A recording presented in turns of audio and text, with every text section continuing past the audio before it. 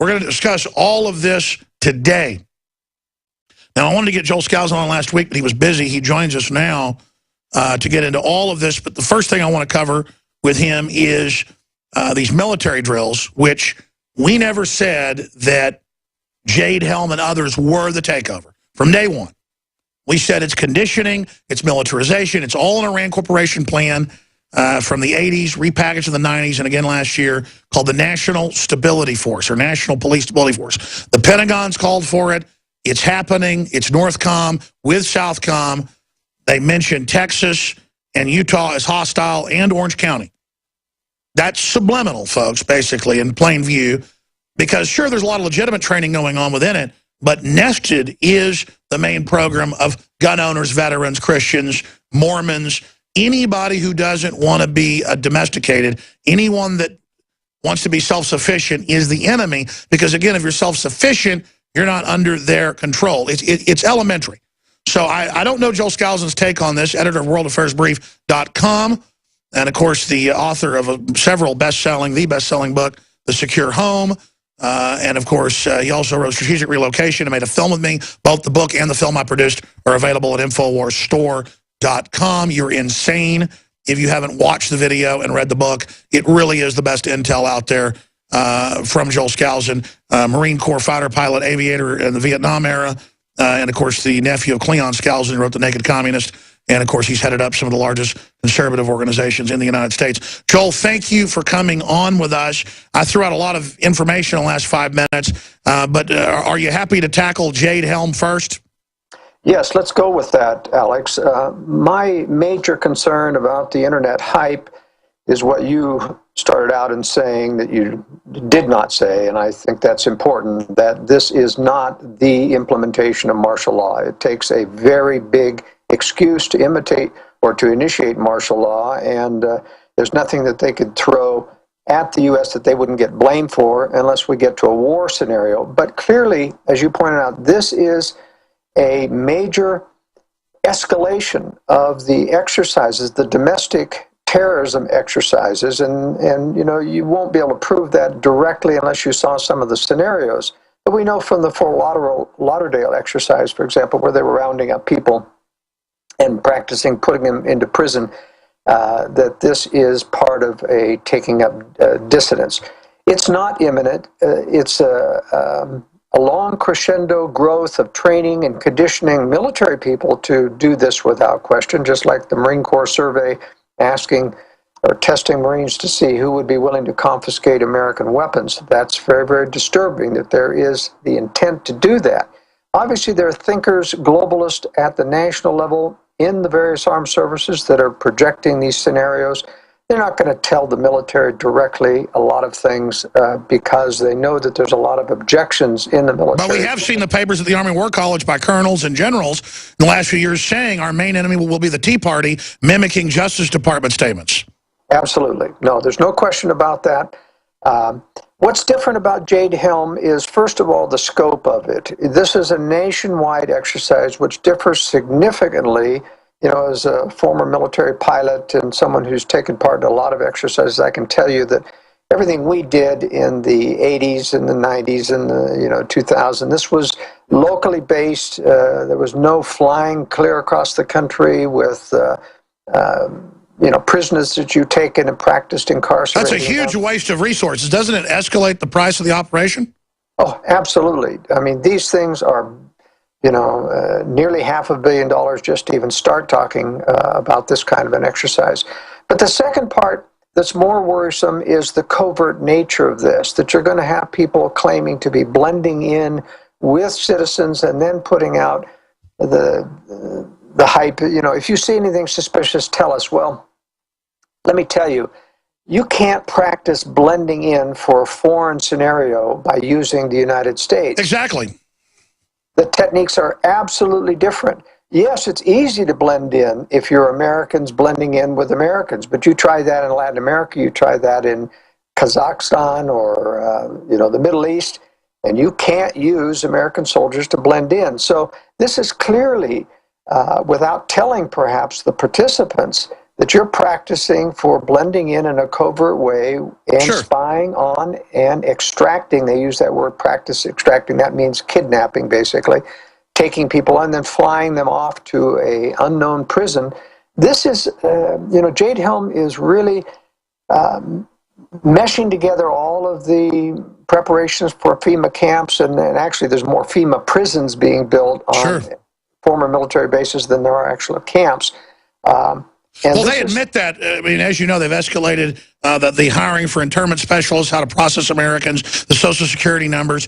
It's all there. But, I mean, I remember back when they tried this with Clinton, they're also having the military go in and create relationships with the local police to create the preparation down the road to find out who's going along with it and who isn't, when the Delta Force tried to bribe the San Antonio police chief.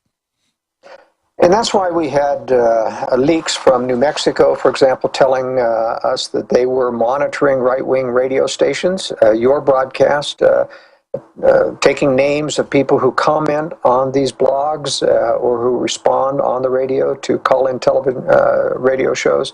This is very serious when local police are joining with the federal services in monitoring American people, especially targeting American dissidents, people like you and I and others who object to the spying on Americans as well as the preparations for martial law eventually and the militarization of police. But I repeat, I don't think martial law is imminent. I agree.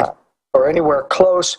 I think this is a long preparatory process. They're running into a lot of objections with military people. That's why they're using a lot of mercenaries now. And I think part of these exercises try to weed out or vet who in the military objects to some of these scenarios. And precisely. They get on lists themselves so that when it comes time to putting forth your baddest, most unprincipled mercenaries, they won't be among them. That's right. And then they send those guys overseas to deployment after deployment. They get put on the no-treat VA list. They get put on the extremist list. And the government knows that the vast majority of the veterans who actually fought and swore an oath to the Bill of Rights and Constitution will say no to this takeover. And so that's why they're listed in all the Justice Department documents that are public. Some were secret. We broke it. That they're the enemy. I mean, this tells you how alien and un-American and corrupt this is. Let me ask you this question. In drill after drill, not just this one, Texas, Utah, and other areas are listed as hostile. I don't think that there was a mistake there. I think they're testing the military as well to see if they get it. What do you think that was about? You know, I was surprised they didn't include Idaho as one of those states. There's probably just as many, if not more, dissidents from our movement in Idaho. Utah is kind of interesting because right now the Mormon base there is basically, at least the leadership of the church there is kind of placating the government, going along with government, making sure that you don't say anything negative about government. That said, there's a tremendous amount of Mormons who are constitutional conservatives that are the dissidents. So it probably isn't the state like Idaho. You know, Utah and Idaho, in my book, Strategic Relocation, are the two top-rated states. They are the most conservative states. They have a great deal of places that are safe places in those states. But both of those conservative states, like every other state in the Union, are tending to be more liberal over time. The governors, that is. You know, the governors of Idaho and Utah both are trying to placate the establishment. The legislators, however, in those two states are very conservative, and they keep putting tremendous resistance on that. And I was about to add, I know for a fact that the new governor of Texas has met with some top people and is aware of the conspiracy. And you know they're NSA wiretapping the leadership in Utah and know that the whole cosmology recognizes a globalist takeover 100+ years ago. So I think that's why the system doesn't like it from the get-go, is because it fundamentally doesn't recognize the globalist takeover. That's right. And there is inherent resistance in those two states especially. It's unlike Indiana. I never saw a state fold so fast to tremendous, the wave of pressure against their religious freedom law. And, you know, they've turned around, tail between their legs, and passing an anti-discrimination, which is a violation of people's fundamental rights. If you don't have the right to choose with whom you will associate, even on your property and your business property, then you've lost a tremendous fundamental right. And not a single person, Alex, came forward to defend the principle of discrimination, we have a gutless people, especially conservatives, who really don't understand what they need to be defending. Sure, because, I mean, if you discriminate against somebody on the basis of, say, they're a felon, or you discriminate against a restaurant because the food is rotten, I mean, they're taking that word to the trillionth degree where you have no free will. If you have no discrimination powers, then you have no direction. I mean, again, they manipulate words to just incredible degrees where people basically, I mean, it's like saying you don't like a dead dog in the street because it stinks. Your olfactory nerve is racist against carrion.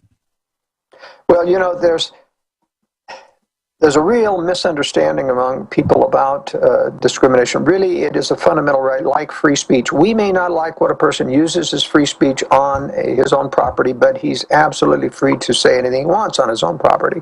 It's the same thing with your right to choice. They don't want us to have discriminating powers because they eventually intend to pigeonhole us into accepting things that we would not accept, such as gay relationships, which this was incredible. I mean, it wasn't just a few years ago when it was barely uttered that we have to tolerate gays, and now it is protecting and defending gays almost as if they have super rights. And promoting it to 5-year-olds. Without discussing any of the health issues with the gay's lifestyle, which are horrendous for them and which are contagious, and the problems involved in it. There's a tremendous protection. But as a legal matter, it's essential to understand that anti-discrimination laws are what I call an unlimited extension of lawmaking power. In other words, once you allow government to enter into what they will determine you can use to discriminate and what you can't, it's literally unlimited. They can keep adding to the choices. It started with race, and in 1984 was in Washington, D.C. when they passed the Civil Rights Deal, and I said on national television, said this is a violation of people's fundamental rights to discriminate for whatever reason. And they said, well, how can that be a fundamental right? And when I went through the same arguments and I prophesied, I said, eventually they're going to increase this to women, to gays, to other things, and we're living through that day today. I remember seeing an article yesterday, right before I went into surgery. Praise God, it was a successful hernia surgery. The doctor did a great job. And it was, they're going to bring the article in. It was a major university said, there it is, university requires students to apply for free speech permits. Content of student handouts also must be reviewed and approved by school officials, even down to speech. Kit Daniels, if you scroll down, I'll give folks the university. California Polytechnic State University, Pomona, is now requiring students who engage in free speech activities on campus to apply for a permit issued weekdays between 8 a.m. But it isn't just a permit for where they want to give a speech with a megaphone or something. So that's how it started. So I was against it at UT 20 years ago. Now they're saying that you have to get pre-approved for what you even utter. I mean, this is hardcore totalitarianism, and they call it liberal. Liberals, Thomas Jefferson is saying religious freedom, government can't be involved. I mean, they invert separation of church and state, saying Congress shall make no law restricting the establishment of religion or prohibiting the free exercise thereof. That says the government can't get involved. And so the church can do whatever it wants, not the other way around. I mean, but that wasn't even for the First Amendment. In Europe, the church had sanctuary, where if you could get into the church and they would hear your case, then there was no jurisdiction within those walls, and they just invert reality. Joel Skousen?